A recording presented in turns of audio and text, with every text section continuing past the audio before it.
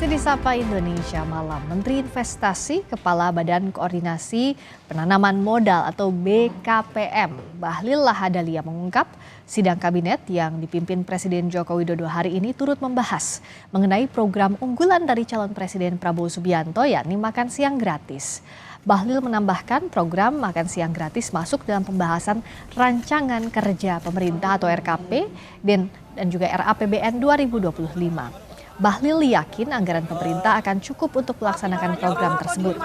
Bahlil juga menegaskan program Prabowo dan Gibran ke depan harus diakomodir dalam RAPBN 2025 karena mereka yang akan menjalankan APBN 2025.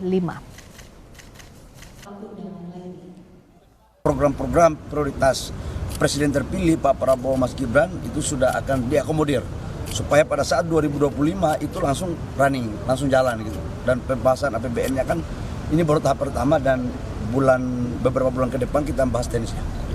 Cukup lah, anggaran cukup kok ya. Nanti memastikannya Pak, barusan dibahas ya soal makan siang itu secara spesifik. Membahas tentang program-program prioritas Pak Prabowo, termasuk dalamnya adalah makan siang tahap awal.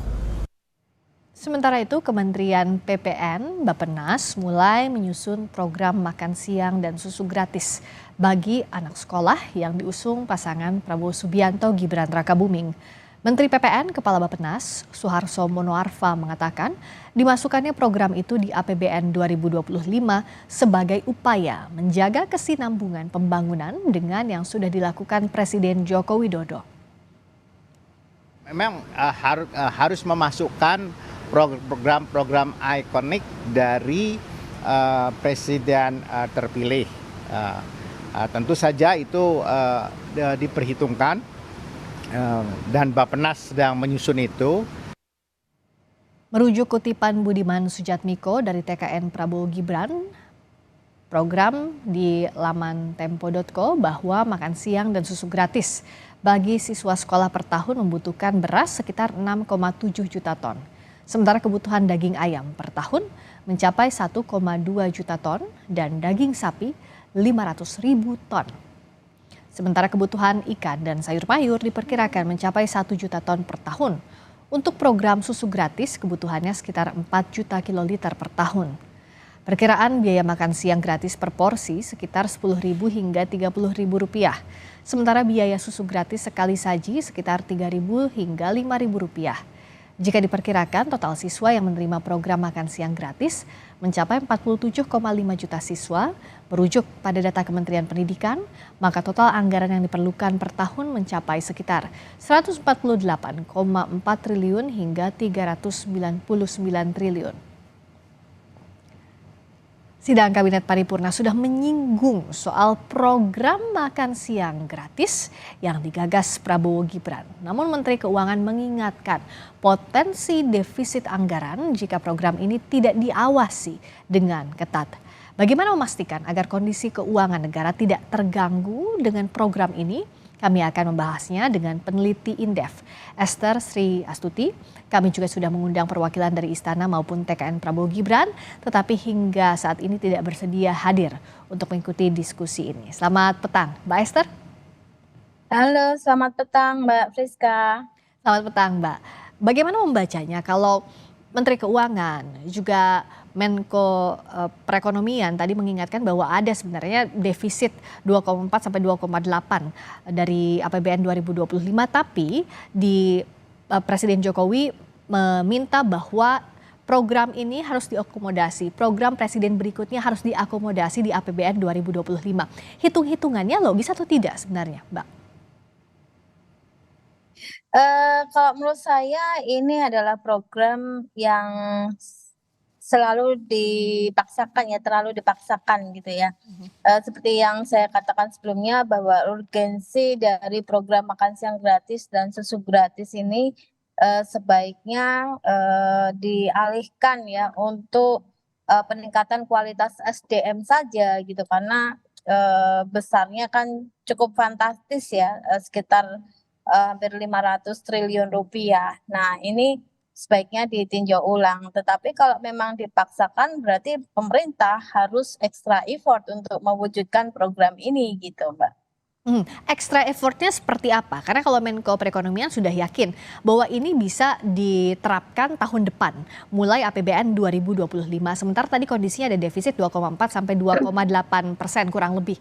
Nah, apa yang harus diwaspadai? Bagaimana extra effortnya itu? Ya, kalau dilihat budgetnya kan sangat fantastis ya menurut saya. Artinya anggaran dari makan siang gratis dan susu gratis ini artinya harus dicarikan ya pos-pos yang lainnya. Kita tahu bahwa yang namanya apakah itu apa namanya tax ratio ya, tax ratio kita juga selalu turun ya dalam 10 tahun terakhir ini. Nah, memang sekarang berkisar 10% gitu. Tetapi apakah nanti dibiayai dari penerimaan pajak atau dan cukai atau penerimaan yang lainnya gitu. Nah, kalau kita lihat utang ya, misalnya kita nanti akhirnya melebarkan defisit anggaran menjadi lebih dari 3%, itu apakah diambil dari utang gitu. Padahal utang negara kita rasionya terhadap PDB itu sekitar 38%, 39%. Nah, ini kan kalau kita bicara ruang fiskal ini sudah sempit gitu. Nah, saya tidak tahu apakah memang program ini akan lebih mendesak ya daripada pembangunan IKN, belum lagi proyek-proyek infrastruktur yang lain. Jadi ini menurut saya terlalu dipaksakan ya Hmm. untuk tahun depan gitu. Tadi saya bertemu langsung Menko Perekonomian di Istana dan menanyakan sebenarnya bagaimana kisi-kisi anggaran juga tahapannya. Tapi Menko menjawab bahwa ini akan bertahap mulai dari tahun depan, bertahapnya mulai dari balita dan sebagainya. Nanti juga akan dikaji mana daerah yang berpotensi angka stuntingnya tinggi, tapi belum tahu anggarannya itu berapa sebenarnya. Nah, sebenarnya dengan metode bertahap ini, apakah bisa jadi solusi, Mbak Esther, di tengah ruang fiskal yang sempit, atau harus dikaji betul-betul seperti apa tahapannya? Ya harus dikaji benar-benar gitu. Pertama, karena program pemerintah kan tidak hanya makan siang gratis dan susu gratis, tetapi masih ada program-program pembangunan yang lainnya gitu. Sehingga itu pemerintah harus mengkaji ya benar-benar bagaimana meskipun bertahap. Kita tahu bahwa BBM aja subsidinya itu sekitar 189 triliun gitu. Itu sepertiganya ya dari anggaran makan siang gratis dan susu gratis gitu kan.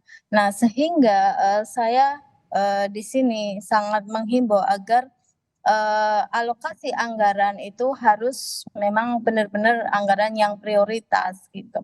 Apakah yang paling mungkin, yang paling logis adalah mengambil pos subsidi BBM untuk menutupi ruang fiskal yang sempit tadi, Mbak Esther? Wah, kalau yang paling mungkin itu kan sudah ditegaskan oleh pemerintah bahwa subsidi BBM tidak akan Diganggu?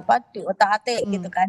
Nah, ini saya malah mendengar akan melebarkan defisit anggaran lebih dari 3%. Nah, kemungkinan itu anggarannya bisa dari yang lain ya. Saya khawatir gitu itu menjadi pemicu ya dari lebih sempitnya ruang fiskal yang ada di APBN gitu. Kalau tadi optimistis disebutkan oleh Menko Perekonomian juga Menteri Investasi bahwa program yang jadi quick win atau yang jadi unggulan dari presiden berikutnya ini sudah bisa masuk pos anggaran. Ini kan sebenarnya hal yang baru. Kalau kita lihat transisi sebelumnya tidak langsung diterapkan, tapi ini dengan lobby politiknya sudah dimasukkan ke pos anggaran saat ini.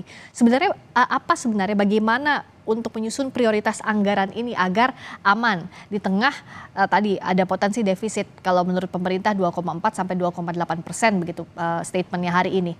Apa sebenarnya yang harus jadi perhitungan, Mbak Esther?